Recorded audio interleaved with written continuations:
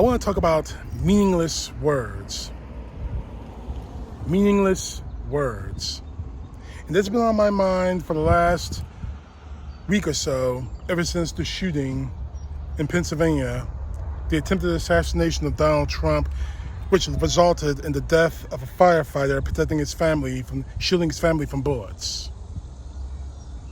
Now, what do I mean by meaningless words?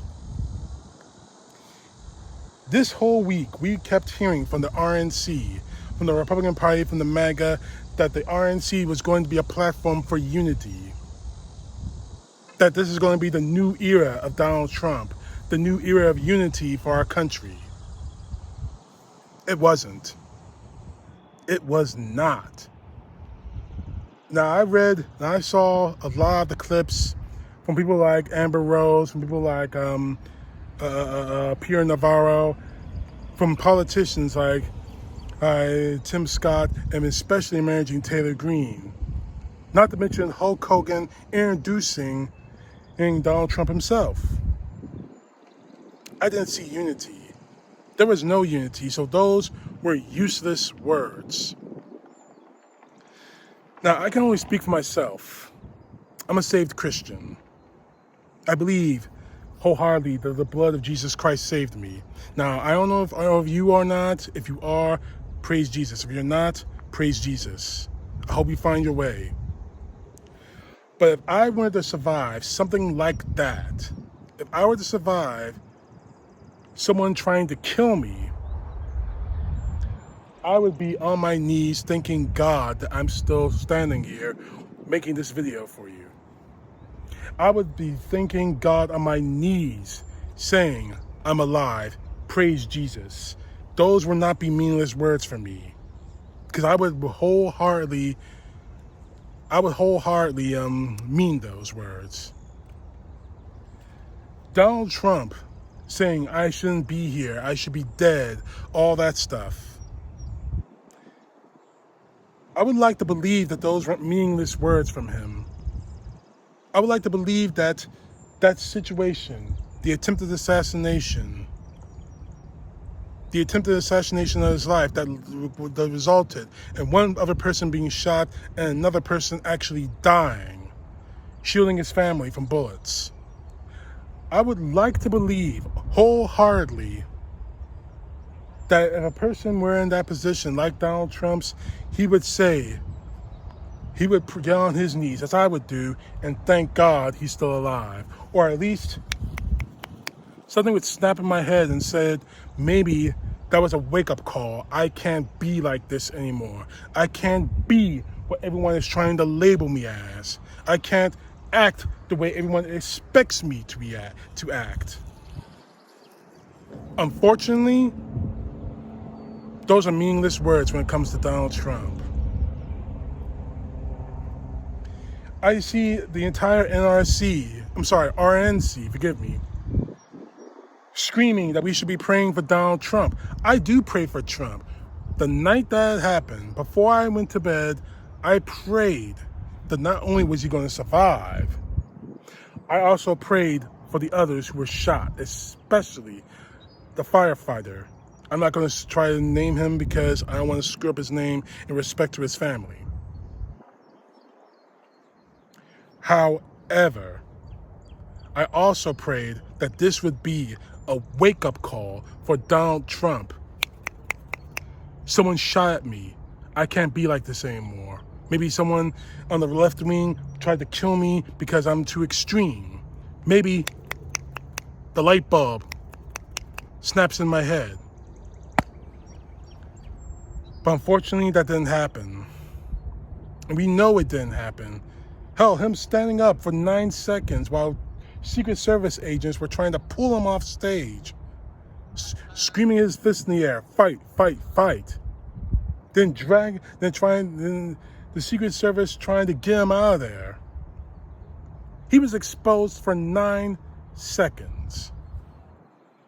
That in itself is the one indication that Donald Trump doesn't mean what he says when he wants to unite the country. He wants to change.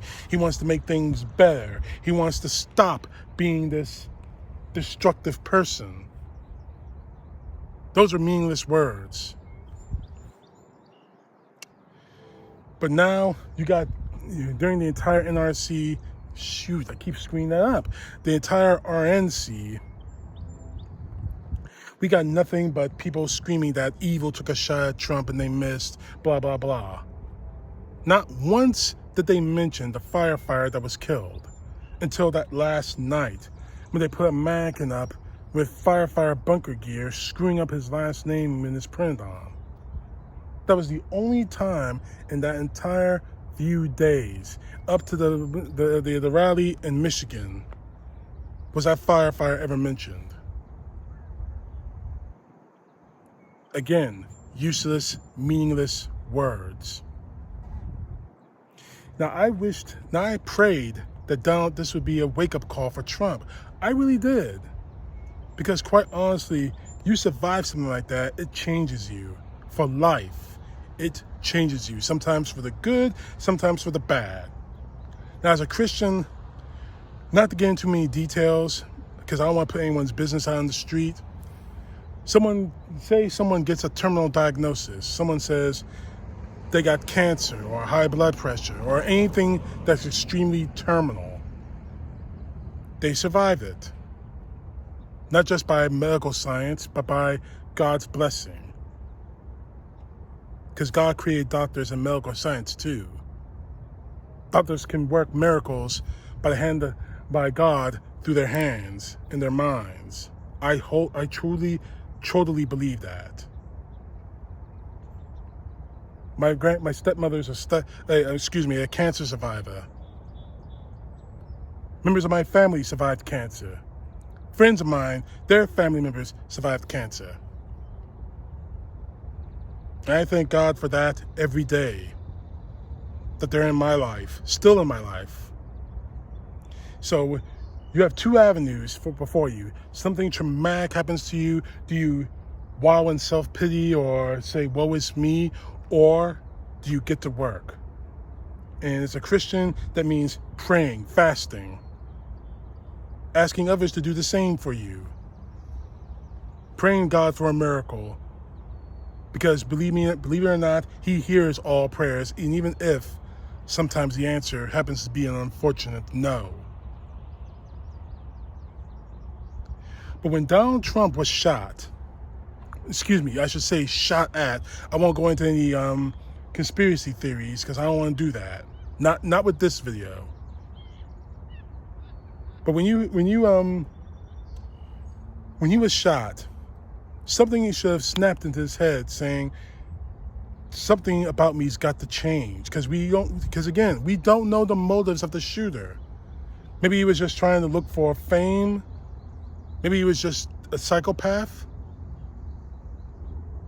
But if any of this is true, if the right wing is telling the truth that the left wing, the Democrats, wanted him dead, maybe, just maybe, you need to take a deep look inside and ask yourself, why did they do that? Why would they want to do that? The answer is, you haven't asked that question. You haven't. Because the very next day, the very next few days, the Republican National Convention, we didn't hear about how, we heard all about how God spared Trump, but we heard that for about 10 seconds into someone's speech, and then the next thing we know, how Donald Trump is going to save the country, how this is a sign that Donald Trump should be president for life, or words to that fact. No prayers for the family members of the fallen retired firefighter, because he was retired. No prayers whatsoever for those who lost their lives. All we heard was meaningless, useless words. Now, I'd like to believe that Donald Trump can somehow change. I would actually pray for it. I actually hope that he would somehow change, that his life would change somehow. But it didn't. It didn't make him into a hero. It didn't make him into a blessed person, a person who believes in God. all it did was change nothing. And it made him even more even much more a dangerous man than he is now. And it's made the MAGA 10 times more dangerous. I mean, you got Mary Jane Taylor Greene screaming that evil tried to take out Trump, but it didn't work. That I believe. If you had stopped right there and started talking about that instead of acting like some psychopathic banshee, maybe I would be more receptive. But unfortunately, no. Meaningless, useless words. After that, trying to say God, guns, and Jesus Christ, when you put guns in the mix, you become a useless, meaningless person. When you want to scream about how miracles happened, how Donald Trump surviving is a miracle, but refuse to even mention and gives prayers to the people who didn't survive, meaningless, useless words. We have Donald Trump saying for only 30 seconds how he should be dead. I should be dead. But then go off on that tangent of saying, and going back to his tired refrain from 2016, I alone can fix it. Meaningless, useless words. Nothing about Donald Trump has changed. Nothing about the man has changed whatsoever. A bullet, again, not going to conspiracy theories just yet. A bullet whizzed past his ear, wounding another man, killing another. That should have been a wake-up call for him. To come to that should have been a come to Jesus moment for Trump. It was not. Not for him. That should have been a moment to say, maybe things should be different with me. I should be different. It was not. Something should have been different about me when I did this. It wasn't. Meaningless, useless words. Trump has not changed. And the fact that Project 2025 or Agenda 47, whichever way you want to call it, is making things 10 times worse. Meaningless, useless words for someone who should be on his knees every day thanking God he's still alive. He survived an assassination attempt, if it was that. And I still have my questions about that. Here's the thing, though. I don't think it was. I think it was just one of those things that happened that should have been stopped before it did. But it happened. Donald Trump should be on his knees thanking God for it, but he's not. He may scream all that on his rallies, but we know the man. Meaningless, useless words. There's one last thing I want to talk about real quick. And it's been a question that's been bandied about for since time immemorial. It's a question I've been asking myself for a long time. It's in the wake of what happened in Pennsylvania, the Trump shooting. It's a question that I've been seeing all over social media everywhere.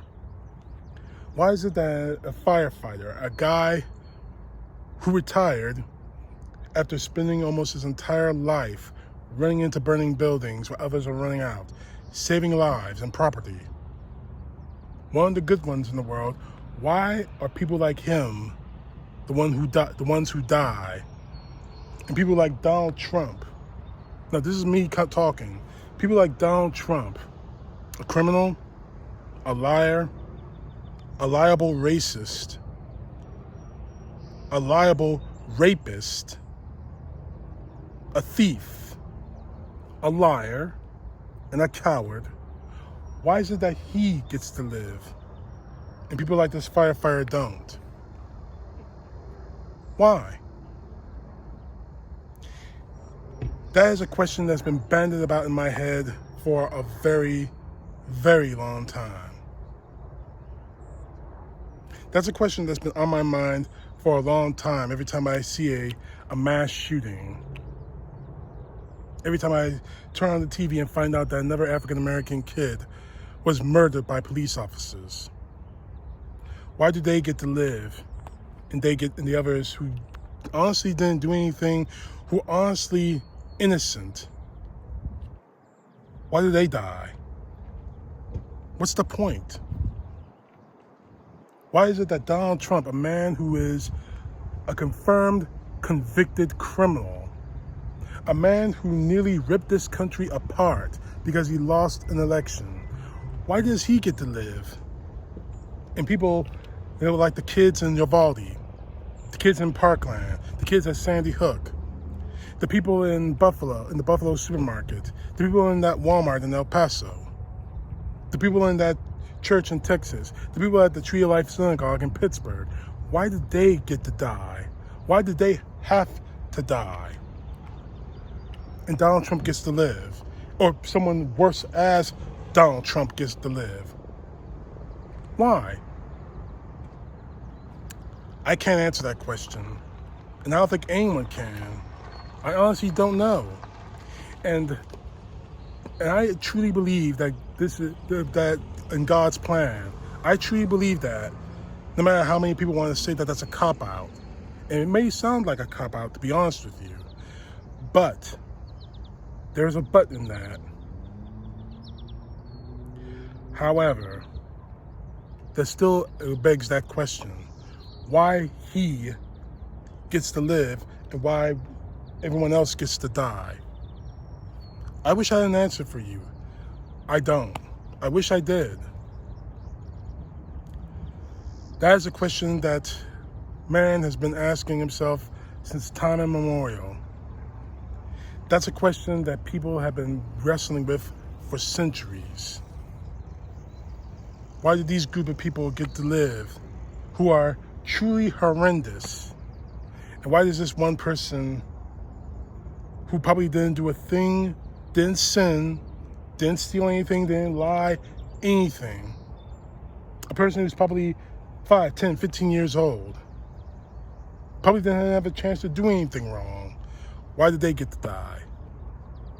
And this scumbag gets to live. I wish I had an answer for you. I really do. And as I said before, I could say God's plan, God's will, but that sounds like a cop-out, and I really wish I could have an answer for you. I trust in God's plan. But sometimes it's very hard to, especially when you turn on the TV and find out that a high school was shot up, or a supermarket was shot up, a synagogue was shot up, a church was shot up. You have this monster, not just Trump, but any monster, get to live a long life. A long, good life, at least to their standards, a long, good life. It doesn't seem fair, but it's the way it is, I guess. So maybe you can answer that question for me. Why is it that Trump gets to live and others get to die? Why does Trump get to live and that firefighter protecting his kids from the bullets get to die? I honestly don't know. And to ask that question honestly, I think it'll make you crazy, honestly. I think it'll drive you insane when you're trying to answer that particular question. And honestly, it could darken your soul. I really believe it does. And I frankly don't want to do that to myself. And you shouldn't want to do that to yourself either. There's a Bible verse in Romans, chapter 21, verse 12, I believe it is. If I'm wrong, I apologize. Maybe it's the reverse. Be not overcome with evil, but overcome evil with good. That's something I always wanted to live, that I choose to live by, honestly.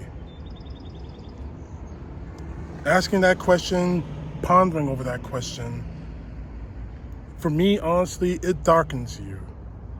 It'll kill your soul. Donald Trump's soul is already dead. They just haven't buried the body yet. Donald Trump had his chance. He wasted it on hatred, vengeance, greed. He's the walking epitome of the 7 deadly sins. There's no saving him. But there's a chance to save you. Take that chance. CTP, know the truth. God bless. Peace to the left, justice to the right.